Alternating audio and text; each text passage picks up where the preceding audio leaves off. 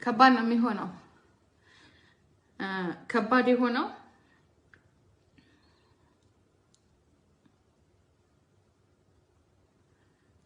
የሆነው እኔ ከ3 ሳምንት በፊት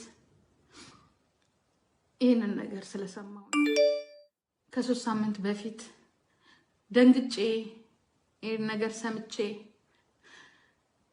እንደሚገደሉ በመጨረሻም ግን ዘፋኝ እንደሚገደል ግን ዘፋኙ ማን እንደሆነ እንዳልታወቀና ግን ያው ከዚህ ግሩፕ ውስጥ እንደሆነ እና ከዚህ ግሩፕ ውስጥ ሲሆን ደግሞ ሳሊያናት ብዬ ሳሊያት ሆናለች የሚለው ስለተነገረኝ ሳሊያናት ብዬ ስለተናገርኩኝና አጫሉን በዛ ሰዓት የሚያስበው የለም ያው በዚህ በማስተር ፕላን ውስጥ ትግል ውስጥ የነበሩት ነጃዋር መሐመድ በቀለ ገርባ ትግሉን ሲመሩ የነበሩት እነሱ ላይ ጥቃት እንደሚፈጸምና ፕላን እንደወጣ ተነግሮኝ እዚህ ፌስቡክ ላይ ባለፈው ፌስቡክ ላይ በዛኛው ፌስቡክ ላይ በተዘጋው ፌስቡክ ላይ ወጥቼ ተናግሬ ነበር እና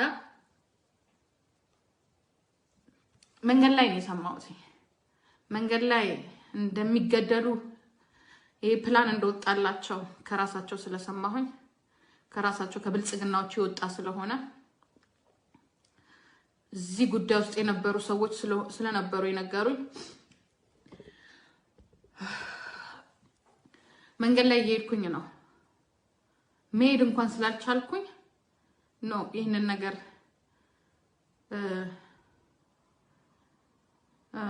ህዝብ ማወቅ አለበት ይሄ ነገር መሰማት አለበት እና ምን ነገር አለበት እግሬን የተንቀጠቀጠው ሌላ ጊዜ ብዙ ነገር ተሰማላችሁ ግን ይሄንን የሰማው ጊዜ ውስጤ ተረበሸ አልቻልኩም የገዛውትን እንኳን ያዘዝኩትን እንኳን ቁርስ አስጠቅልዬ ነው የመጣሁት አስጠቅልዬ ቤት ውስጥ መጥቼ ነው እዚህ የሰራው የበላሁት ፌስቡክ ላይ ቁጭ ብዬ ሊቭ እየሰራው ነው ቁርሴን የበላሁት ጥሩ ስሜት አልነበረኝም ግን ያው ቶሎ ነገር ለህዝብ ግልጽ እንዲሆን ጃዋር መሐመድም እንዲጠነቀቅ ለእነ በቀለ ገርባም እንዲነገር ሲባል ለጃዋር መሐመድ ተጽፎለታል ከየት ያመጣችሁት ወሬ ነው ብሎ ነው ያለን እና ከየት የመጣ ወሬ ነው ያለው እና ምን ያህል ዛሬ ጃዋር መሐመድ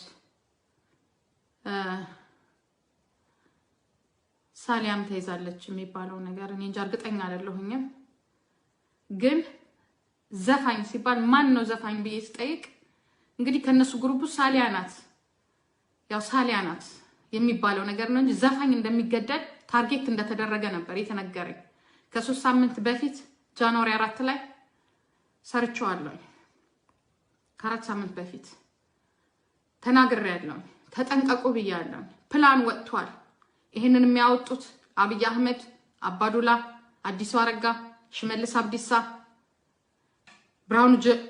ብርሃኑ ጁላ እንዲሁም አንድ ባለሀብት ናቸው ይሄንን ፕላን አውጥተው በዚህ እነሱን ካላጠፋን በስተቀር የኢትዮጵያን አንድነት የኢትዮጵያን ስልጣን ማስረዘም አንችልም መምራት አንችልም ከዚህ በኋላ እነሱን ይሄንን ድርጊት ከፈጸምን በኋላ የኦሮሞ ህዝብ ከአንድ ሳምንት በላይ አያለቅስም በዚህ ላይ እየሰሩ እንደሆነ መጠንቀቅ እንዳለባቸው ይሄ ይፋ መደረግ እንዳለበት ነው የተናገርኩት ግን ደንግጫለሁ ይሄንንም ደግሞ እንደሚያደርጉ ውስጤም ነግሮኛል በሰዓቱ ባለቤቱን እንኳን ስንነግረው ጃዋር መሐመድን ሲጻፍለት ከየት የመጣ ወሬ ነው ብሎ ነው ዝም ያለው ለምን አምኖት ስለገባ ለምን የራሴ ሰው ነው እኔ ታግዬ ነው የኦሮሞ ወጣት ታግሎ ነው ቄሮ ታግሎ ነው እሱን ስልጣን ላይ ያወጣው ግቡ ብሎ ለምኖን ያስገባቸው ከአስመራ ዳውድ ኢብሳን እስከነ ሰራዊቱ እስከነ ወታደሩ ለምኖ አስገባ ጃዋር መሐመድን አሜሪካን ድረስ በመሄድ ለምኖ አስገባ ሁላችንንም ለምኖን ያስገባን እስከ ተወሰነ ጊዜ ድረስ በሙሉ ይለምኑኝ ነበር አንቺ ኢትዮጵያን ትወጃለሽ ለኢትዮጵያ መስራት አለብሽ ነይ እኔ ግን አልሄድም አልገባም because የቀጠቀጠ ያለውን ሰው እየገደለ ያለው ሰው በጉጂ በወለጋ 2 አመት በሙሉ እየቀጠቀጠ ያለውን ሰው አምኖ እዛ ራሱ መቀመጥ ሞኝነት ነው አልገባም ያ እንደማንኛውም ሰው ጉቦ ሙስና ብር መሬት በማሳየት ሰዎችን እንደ ከብት መሳብ የሚፈልግ አብይ አህመድ ነው አብይ አህመድ ራሱን የተናገረው አጫሉን የገደለው አብይ አህመድ ነው እኔ እርግጠኛ ሆኜ ነው የምነግራችሁ እመኑኝ ኦሮሞ ልጆች እመኑኝ ኢትዮጵያኖች ብሔረሰቦች አጫሉን የገደለው አብይ ነው አብይ አህመድ ነው የገደለው ምክንያቱን ልንገራችሁ አጫሉ መሬት እንዲሰጣው ከዚህ በፊት ፕሮፖዛል አቅርቦ ነበር በወያኔ ጊዜ ግን ንግድ ቢዝነስ ለማድረግ አቅርቦ ነበር ግን ምንም አይነት እድሉን አላገኘም እመኑኝ እድሉን አላገኘም ሊሰጣው አልቻለም በዛ ሰዓት አይደለም ቢዝነስ ያወጣውን ዘፈን እንኳን መዝፈን አይችልም ግን ቢሆንም በወያኔ ጊዜ አጫሉ ቪዛ ተሰጥቶት አሜሪካን ሄዶ መጥቷል በወያኔ ጊዜ ተናግሯል የኦሮሞ ብሔርተኛ ሆኖ ማንነቱን ጀግንነቱን አሳይቷል ያ ግን አልገደሉትም ያ ወያኔ ያስራል ወያኔ እስር ቤት ውስጥ ይገላል ወያኔ እስር ቤት ውስጥ እግር ይቆርጣል ወያኔ ትክክል ከኢህአዲግ ጋር ሆኖ ወያኔ ብቻውን አይደለም ኢህአዲግ ሆነው ይቅርታ ወያኔ ብዬ ስላልኩኝ ኢህአዲግ ሆነው ከስር ሆነው እግራቸውን ሲቆርጡ ነፍሳቸውን ሲያጠፉ እስር ቤት ውስጥ ሲሰቅሉ የኦሮሞ ልጅ ሲያሰቃዩ የነበሩት ራሳቸው ኢህአዲጎች ናቸው ከስር ሆኖ ሲሰሩት የነበሩት ደግሞ እና አባዱላ ኦፒዲዮች ናቸው ያ አብይ ነው ነፍሱን ያጠፋው ይህም ደግሞ ምክንያቱ ምንድነው ቢዝነስ ፕሮፖዛል በሚያቀርብበት ሰዓት ቢዝነሱ ተፈቅዶለት ብር ወስዷል በሚሊዮን የሚቆጠሩ ብሮች ወስዷል ከዛ በኋላ ግን ቢዝነሱን የሚሰራበት መሬት እንዲወስድ ራሳቸው ጠየቁት መሬቱን እንዲወስድ ከጠየቁት በኋላ እሱን ፍቃደኛ ሆኖ መሬቱን ለመቀበል ዝግጅት ላይ ነበር ግን መሬቱን እንደሚቀበል ይሄንን ትግል አሁን ባለው ሁኔታ ትቶ ወደ ቢዝነሱ ገብቶ ለሀገሪቷ ለኦሮሞ ህዝብ የተመረጠው ኦሮሞ ነው ያ አብረን እንስራ አብረን ሰላም እናምጣ በማለት ወደ ቢዝነሱ መግባት ነው የፈለገው አጫሉ መሬቱን ለመቀበል ዝግጅት ላይ እያለ መሬቱን ግን የሚሰጠው ብቻውን ሳይሆን ከአንድ ደህንነት ጋራና ከአንድ ባለሀብት ጋራ 3 ሆነው ነው መሬቱን እንዲሰጣቸው በመሬት ሰጪዎች መሬት በሚሰጡት ሰዎች ያነጋገሩት በዚህ ሰዓት እንትን እያለ ነበር እያንገራገረ ነበር ወደ 20,000 ካሬ ሜትር የሚሆን መሬት ለመስጠት እያንገራገረ ነበር ለመቀበል ፈልጓል ግን መሬቱን ወይንም ደግሞ የምታረገው ኢንቨስትመንት ከባድ ስለሆነ ትልቅ ብር ስለሚያስፈልግ ያ መሬቱን ከነዚህ ሰዎች ጋር ወሰድ የማይታወቁ አንድ ደህንነት ውስጥ የሚሰራ አንድ ደግሞ ከመንግስት ጋራ ቅርኝት ያለው ባለሀብት ጋራ ይሄንን ፕሮፖዛል ያቀረበው ማን ነው ራሱ አብይ ነው because አጫሉ ብቻውን ቢሰራ ይሄንን ነገር በፈለገበት ሰዓት መሸጥ ይችላል በፈለገበት ሰዓት ወደሚፈልገው ትግል መግባት ይችላል ያ ግን ከነዚህ ሰዎች ጋር ግን ኮንትሮል ከተደረገ ከነዚህ ሰዎች ጋር ከመንግስት የመንግስት ሰዎች ናቸው አንዱ ባለሀብት ነው እንደ ባለሀብት እንደ ቢዝነስ የሚጫወት ነው ግን ባለሀብት ነው የሚባለው እንጂ የአብይ ቀኝ እጅ ነው አንዱ ደግሞ ደህንነት ውስጥ ሲያገለግል የነበረ ስውር የሆነ ሰው ነው ከዚህ ሰው ጋር ነው መሬቱን እንዲወስድ ያደረጉት እሱ ግን እያንገራገረ በመጨረሻ በኦሮሞ ምናልባት የቅርብ ጓደኛ ሊሆን ይችላል ወይንም ደግሞ በዛ ውስጥ የሚያማክረው ሰው ሊሆን ይችላል መሬቱን ተቀበልና ከዛ በኋላ ድርሻህን ተካፈል ይሉታል እዚህ ላይ እያንገራገረን ያለው መሬቱንም መቀበል አልፈለገም በእነሱ እጅ እንደሚገባ ማውቋል ያበደረውም ደግሞ የኦሮሞ ባንክ ስለሆነ ከነሱ ጋር ግንኙነት ስለሌለው በመሬቱ ግን ከመንግስት ጋር ሊያነካኩት እየጣሩ ነበር በዚህ ላይ እያለ ነው አጫሉ እምቢ ያለው በመጨረሻ ውሳኔው ምንድነው የነበረው እምቢ መሬቱንም አልቀበልም ብቻዬን ከሰጣችሁኝ ስጡኝ አዲስ አበባ ፊንፊኔ ላይ ያለ መሬት ነው ብቻዬን ከሰጣችሁኝ ስጡኝ ካልሆነ ግን እኔ ከነሱ ጋር ሆኜ መስራት አልፈልግም ብሩ በራሴ በግሌ ተቀበልኩት ነው እምሰራውም ስራ ደግሞ የዚህን ያህል መሬት የሚያስፈልገው ስላልሆነ አልፈልግም ያ ግን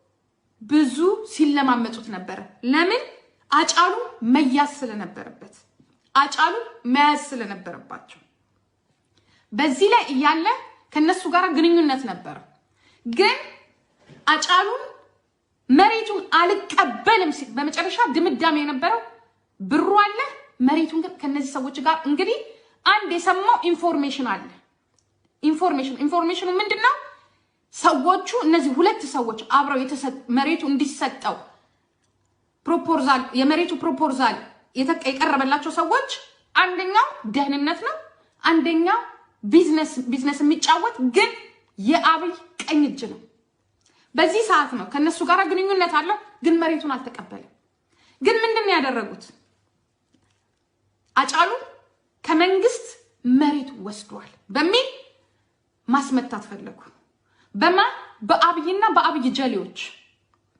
የሱን ስም ማጥፋት ፈለጉ አሶሩበት በፌስቡክም አሶሩበት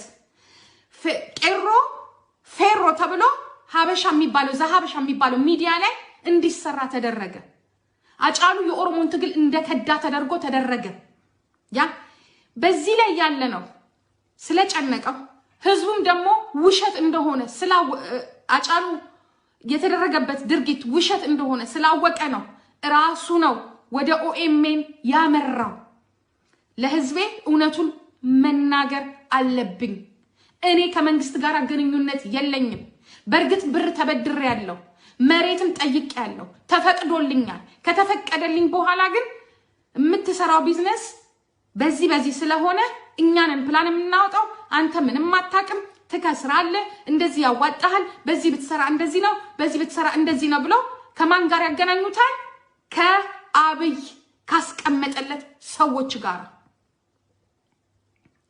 በዚህም ነው አይ አልፈልግም ስሜም እየጠፋ ነው መሬቱንም አልተቀበልኩትኝም የወሰድኩትም ገንዘብ ምንም የተደረገ ነገር የለም ባንክ ነው ያለው ስለዚህ ስሜ እየጠፋ ነው እያለ ባለበት ሰዓት ነው ወደ ኦኤምኤን ያመራው አንደኛ ደግሞ ለአጫሉ መሞትም ሆነ ስም መጥፋት ዘሃበሻ የሚባለው ሄኖክ የሚባል ሸራተን ተቀምጦ ከሁለት ወር በፊት ኢትዮጵያ ገብቶ ነበር ኢትዮጵያ ገብቶ ያጫሉን ጉዳይ እንደመጣ ያጫሉን ጉዳይ አጫሉ ከመንግስት ጋር እንደሆነ አጫሉ ከአብይ ጋር እንደሆነ አጫሉ ብርና መሬት ተቀብሎ እየሰራ እንደሆነ በዛሃበሻ የመጀመሪያ ስሙ የጠፋው ከዛ በኋላም ነው አንዳንድ ሰዎች ይሄንን ኢንፎርሜሽን በመስማት ፌስቡክ ላይ አጫሉ ከቄሮ ወደ ፌሮ ብለው ስሙን ያጠፉት በዚህ ሰዓት ግን እሱ ጨንቆት ነበር የኦሮሞን ህዝብ መካድ አይፈልግም የኦሮሞን ህዝብ ማስቀየም አይፈልግም ልጁ ግን ምንም የተቀበለው ነገር የለም ለዚህ ነው ወደ ኦኤምኤን ራሱ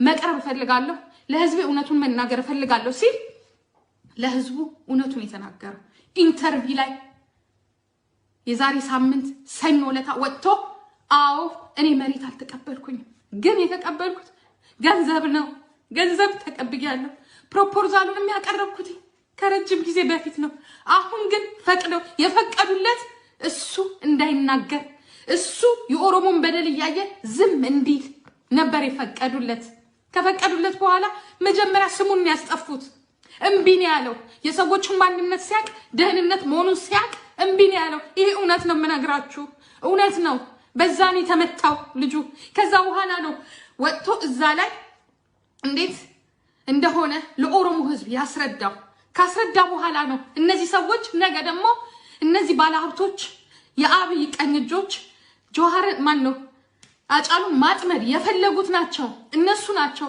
ይሄ ልጅ ነገ ደግሞ ሌላ ነገር ይልና እኛን ያሳጣናል በማለት በአብይ እጅ ይሄ ልጅ ካልተገደለ በስተቀር አምቦን አጫሉ ማለት የአምቦ ብቻ ሳይሆን የኦሮሞ ንጉስ መሆኑን አይታችኋል። የዛሬ ሳምንት በኢትዮጵያ ታሪክ ታይቶ የማይታወቅ በአንድ ሊቭ ላይ 24000 ሰው ቁጭ ብሎ ያያው አጫሉን ነው።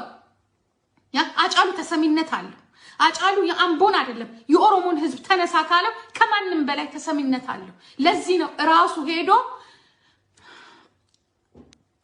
ፒስፉል አላስወጣችሁ ቁጭ በሉ ያ ሄዶ ጀዋርን ራሱ ኦኤምኤን ላይ ለመቅረብ ፈልጋለሁ፣ ለህዝብ ሁነቱን መናገር ፈልጋለሁ፣ እኔ መሬት አልተቀበልኩኝም እምቢ ብያለሁኝ ብሎ የተናገረው።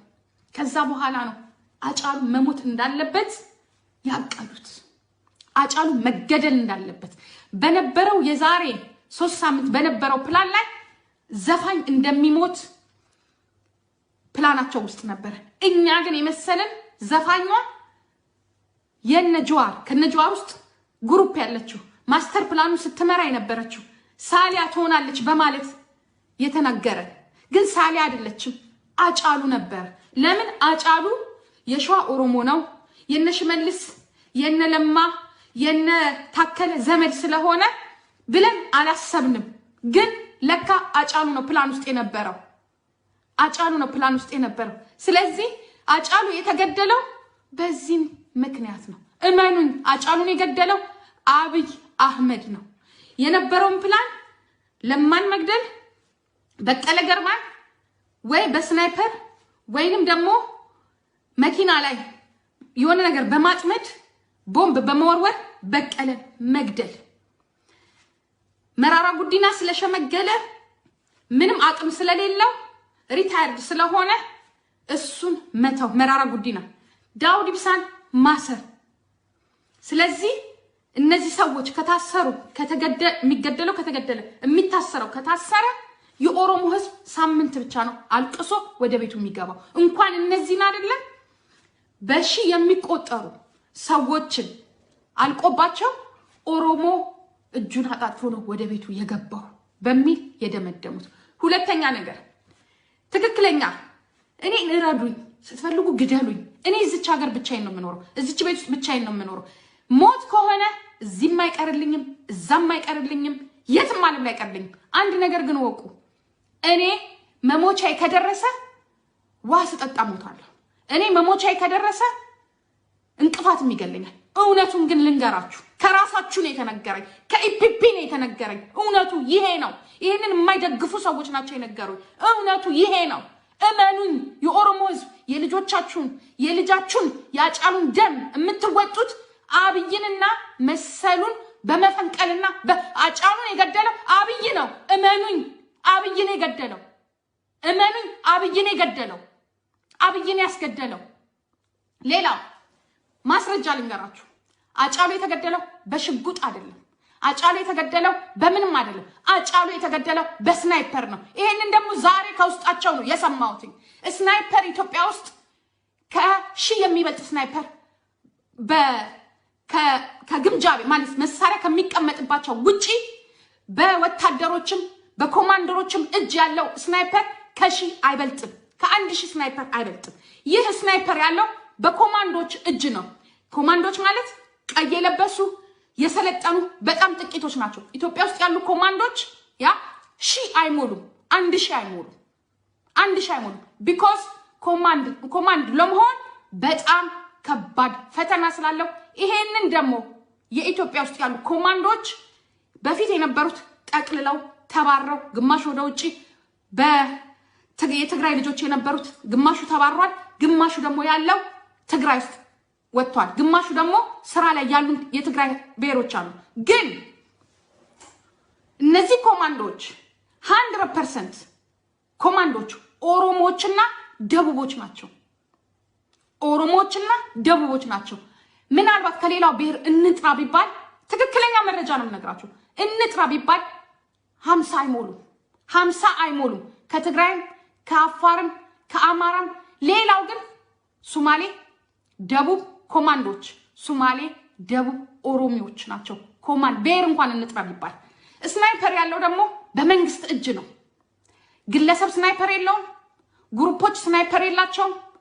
እስከዛሬ ካየናቸው ኢቭን ማስረጃ እስከዛሬ ካየናቸው ስናይፐሮች በኮንትሮባንድ ገብቷል ሲባል አንድ ስናይፐር አላያችሁም? አንድ ስናይፐር ያ በብዛት የሚገኘው ሽጉጥ፣ ጠመንጃ፣ ትናንሽ መሳሪያዎች ናቸው። ስናይፐር ያለው በመንግስት እጅ ነው። በመንግስት እጅ ደግሞ በተራ ወታደር አይደለም፣ በኮማንደሮች እጅ ነው ያለው። እነዚህ ኮማንደሮች ደግሞ አጫሉን የሚገል ኦሮሞም ሆነ ማንም የለም። አንድ አጫሉን ሊገሉ የሚችሉት ሰልጥነው የመጡ ከውጪ የመጡ አብይ ኦሮሞን ስለማያምን ደቡብንም ስለማያምን ሶማሌምን ስለማያምን ኢሳያስ አፈወርቂ የሰጠው የግል ጠባቂዎች አሉ። ምንም እኛ ኤርትራኖች ለማለት አይደለም፣ ኤርትራኖች ገደሉት ለማለት አይደለም፣ የግል ጠባቂዎች አሉት። እንዲሁም ደግሞ ምናልባት ነፍሰ በላ የሆነ ኦሮሞን የካደ የግል ጠባቂዎች ሊኖሩት ይችላሉ። ይሄንን ስናይፐር የሚይዙት ኮማንድ ብቻ ናቸው። ተራ ሰዎች አይደሉም፣ ግለሰብ አይደለም፣ ተራ ሰው አይደለም፣ ያ ግለሰብ አይደለም፣ ማፊያ አይደለም። ይሄንን ደግሞ ማረጋገጫ እስከዛሬ ድረስ ያ መሳሪያ ኮንትሮባንድ ተይዟል ሲባል ስናይፐር አላያችሁም? ኢቭን ታጠቁ ምንላቸው ወይ የተለያየ ቦታ አይታችሁ እንደሆነ በህዋት ጊዜ አንድ ስናይፐር ናት ፎቅ ላይ ቆመው አነጣጥረው የሚተኩሱት አንድ ስናይፐሮች ናቸው። አንድ ስናይፐር ነው ሁሉንም የሚገለው። አጫሉ ለምንድን ነው ጥይቱ ከሆድ ውስጥ ያልወጣው? አንድ ከስናይፐር የተተኮሰ በኮማንድ ስናይፐር የተተኮሰ ጥይት ስለሆነ፣ ከርቀት የተተኮሰ ጥይት ስለሆነ።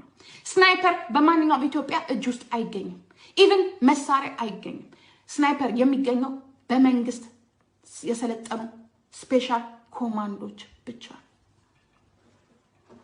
ያ ይሄንን ነው አሁንም እየተራበሹ ነው በዚህ ስራ ላይ ያሉት። ኢቭን አሁን እየተደረገ ያለው ያ ኮማንዶች ናቸው በማለት ተራ ወታደሮችን ልብስ በማልበስ መሳሪያ በማስያዝ ያ ኖርማል የሆኑ ወታደሮችን ልብስ በማልበስ መሳሪያ በማስያዝ በትነዋቸዋል። ግን ዋና ኮማንደሮቹ የት ነው ያሉት?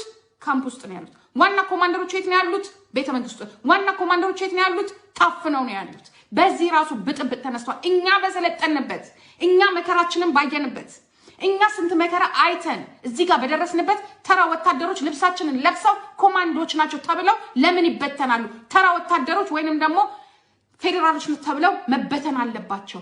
የኮማንድ ልብስ መከበር አለበት በሚለው በዚህ ጭቅጭቅ አለ፣ ልዩነት አለ። ተበጣብጠዋል። ኮማንደር የሚባል እንዲሁ በተራ ወታደር የሚተከል አይደለም። ስለዚህ ይሄንን ሴራ የሰራው አብይ